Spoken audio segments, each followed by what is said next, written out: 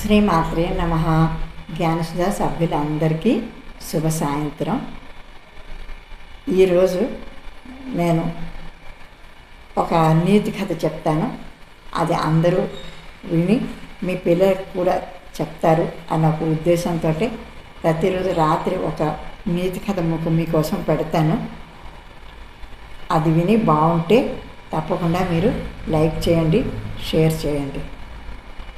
ఇప్పుడు కథ పేరు సింహము, తోడేలు, నక్క. ఒక ముసలి సింహం జబ్బు చేసి గుహలోనే పడి ఉంది. అన్ని జంతువులు దాని యోగక్షేమాలు కనుక్కోవడానికి దర్శించుకుంటూ ఉన్నాయి. నక్క మాత్రం ఆ సమయంలో రాలేదు.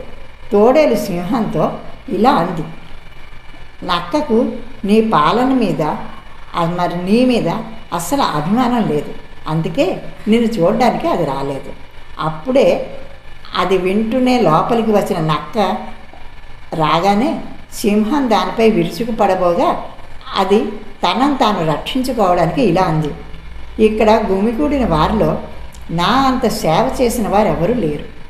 నేను మీ వ్యాధి తగ్గడం కోసం అన్ని ప్రాంతాలు తిరిగి వచ్చాను, ఒక మందు కనుక్కొని వచ్చాను అని అన్నది నక్క. సింహం ఏమిటా మందు అని ప్రశ్నించింది నక్కను. అప్పుడు ఒక తోడేలును చంపి దాని చర్మాన్ని ధరించాలి.